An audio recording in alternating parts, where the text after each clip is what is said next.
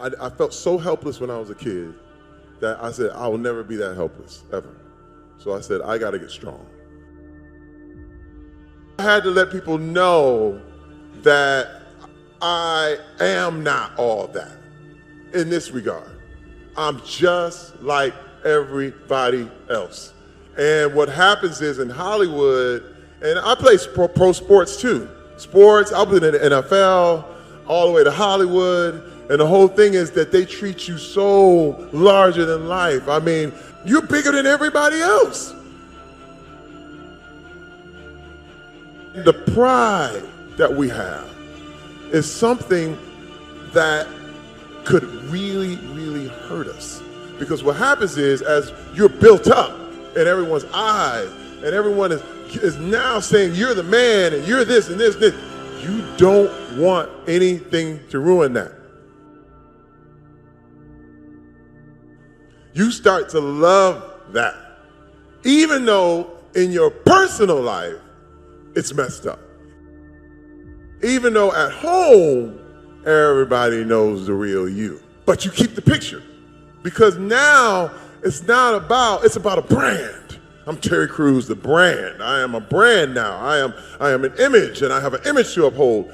And it's really pride.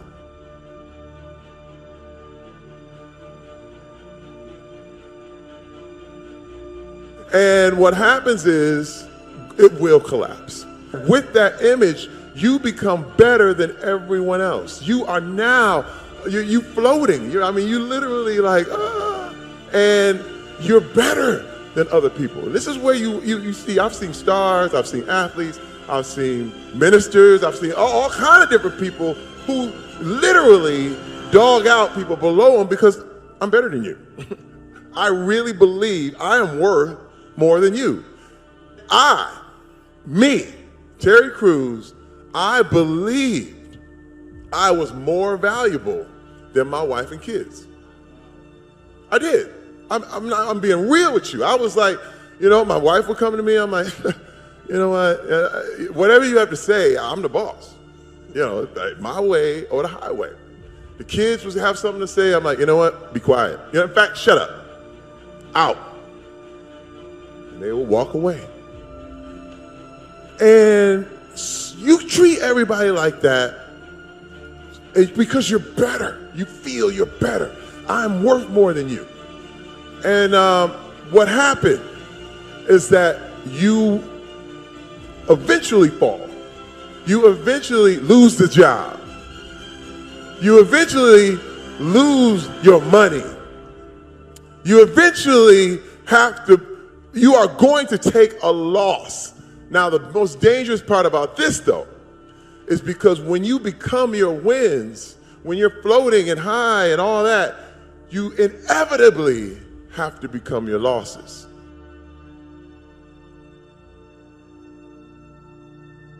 You have to lose. This is why athletes, when you see them, I played with the guys, man, who were superstars, and when it was over, they killed themselves. I played with them. Some of the closest teammates turn around and they commit suicide when the career is over. I'm running around and you wonder, in Hollywood, what in the world? Crack and drugs and cocaine and ecstasy, this is all bad. Why would you do it? But the thing is, they're like, I lost. So now I'm killing myself slowly. I was headed on a trajectory that was setting me up for the biggest fall of all time.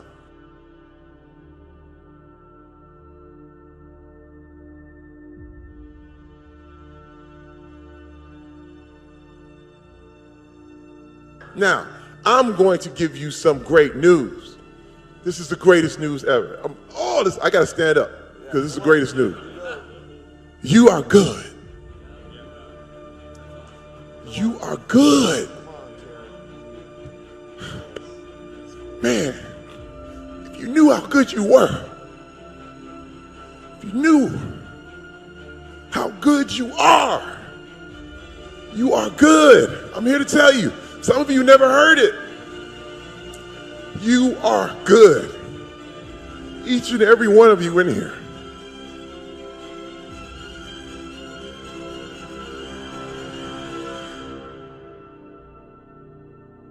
You cannot, if you believe you are bad, you can't break out because you can't go past what you believe.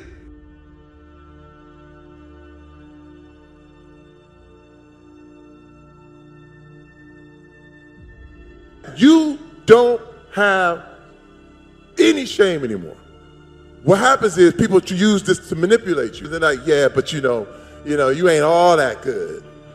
Anybody that tries to put that on you, tell them to get out your face. I'm serious. Anybody who tries to put you anything that, yeah, but look at your past. See, remember when you walk away, you leave, or you tell them to go. This is the best news you've ever heard in your life, because once you understand that you're good, you act accordingly.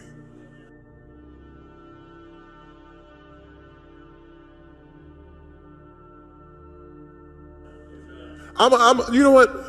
I have to put it like this with fitness, because this is a lot of people like to hear. Of course, with men, we like to work out. I love to work out. So, but some people get out of shape and they feel bad, and they say, "Man, you know, it works like shame. It's the same thing." So you feel like, "Man, I can't. I'm overweight. I feel bad." What happens is those cycles just keep going. You feel bad. So what happens? So you feel better. You eat again, and then you feel bad in the gym because people are looking at you, and you go, "I don't look good in my pants," and I'm just, you look in the mirror and you go, "Man, his fat is still here," and the whole thing, and fitness is way over there. It's somewhere I gotta go, and it's across the country, and it's so long. Why I give up? You know what? I'm gonna just sit down here and eat another donut. And let me tell you, that's real. But fitness is in you. It's in you the whole time. That fit body is there, and you think it's way over there, and that's the lie. So the lie is, another guy comes in the gym, he walks in like, "Hey man, you can't lift that." And he walks by and you feel shame again, but you don't let nobody do that to you. I'm here to tell you. In fitness, it's one thing that you say, "You know what? I am fit." Even if you don't see it, I am fit. And you know what fit people do? Fit people go to the gym. Fit people don't eat donuts. Fit people eat protein.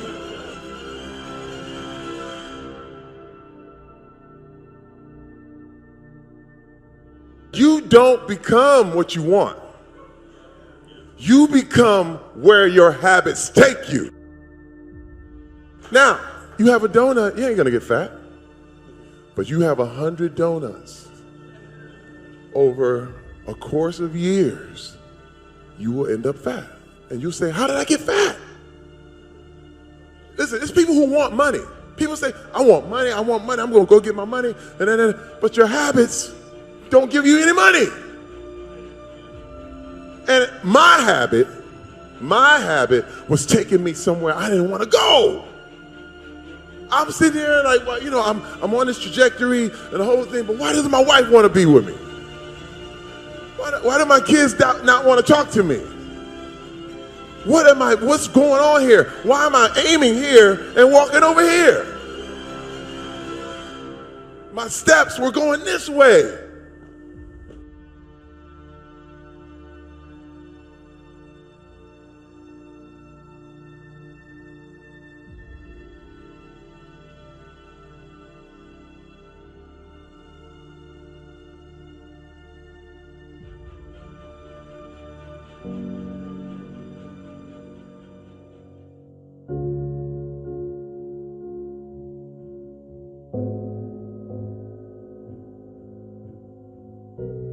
What would you do if you knew you couldn't fail? And I've heard that a lot, and it's a great saying. What would you do if you never felt bad about anything, that you've lived your life was perfect, what would you do? I'm here to tell you it is. Dude, this is not a joke. I'm not making it up. I'm not here to, listen, if you don't believe me, again, I could drop the mic, boom, I'm getting the limo, I'm out. I love you. But I'm trying to tell you something that is true. And it's true for me, and it's true for you. You can get anything you want. As men, we've been too comfortable. You've been too comfortable. And you got humility mixed up with fear of criticism. So you don't want to go up to your bosses and say, hey, you know what? I'm going to take this to a whole nother level. Because you know all other guys are going to be like, hey man, you're making us look bad. Hey man, you're now just doing just enough to look as good as everybody else so you can fit right on in because the other people will criticize you. Get criticized. I'm at the gym, man, and I don't play. When I'm in the gym, I do not play. I make noise, I lift, I throw. I was power cleaning, and I was like, bah! Okay, and the weights were flying up, and this guy comes by, he's like, hey. He's yelling. I pay the gym fee just like everybody else, right? And he's like, man, yo, calm that down. You're making us look bad. Don't ever talk to me. I said, you mind your business. You hear me? Let me tell you something. Listen, you are a warrior. Don't ever let anybody take what you're supposed to get. And I knew what I was supposed to get. I was there in that gym to get what I was there to get. And I don't care what you say.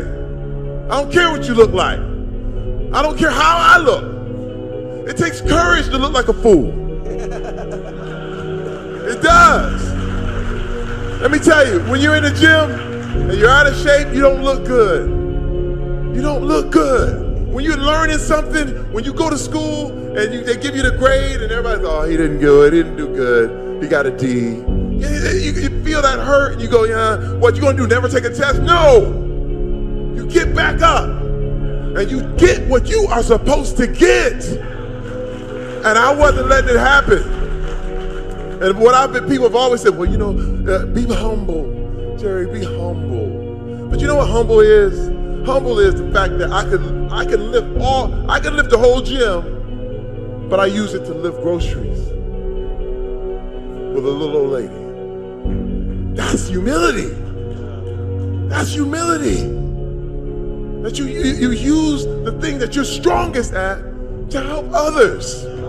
That's the essence of humility. I walk in like, what? I run this. But you gotta know you can do it. There was no humility. That doesn't work. You should go in your job like that. Not rude, never rude. It's not rude. But let me tell you, they're gonna take notice. They're gonna take notice. And they're gonna go, man, this dude he's above his place. He's outworking everybody. In fact, he's too big for where we got him. And I'm telling you, the energy, the energy that you get from that is meant to take you, the same thing that grows a flower is that same energy that you should grow your life with.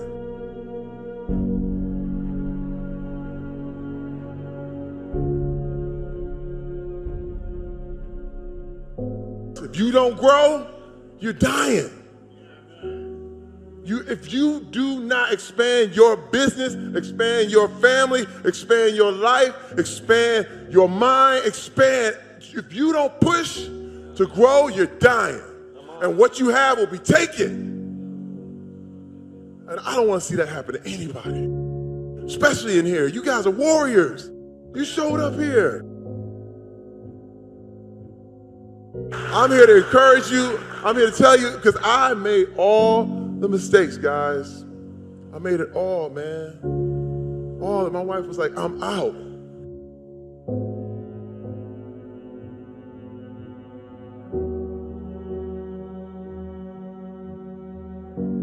I won't make you any promises that Rebecca is going to even come back to you. Because she was gone. She was like, I'm out. He said, but you need to get better for you.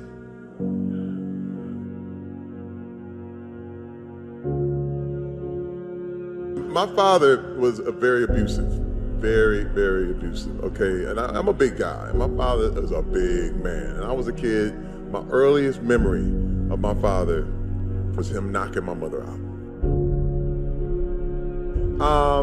So I knew, okay, I don't want to get hit. So what he says goes. And he did this for years. For years, he was an intimidator. And it was always I see his big forearms, his big hands. He'd stomp through the house, boom, boom, boom. And it's like, whoa, here he comes. We would run. I mean, I literally would run when I heard him coming. We knew his car would pull up, the doors would close, we'd run. And then he'd come find us and he's like, oh no, what we do? And he was mean, really mean. Because I felt I needed to protect myself. And I felt so helpless when I was a kid that I said, I will never be that helpless, ever. So I said, I gotta get strong.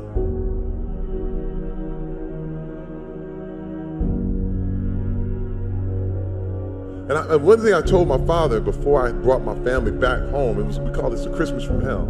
I said, don't you do anything in front of my kids that you'll regret, okay?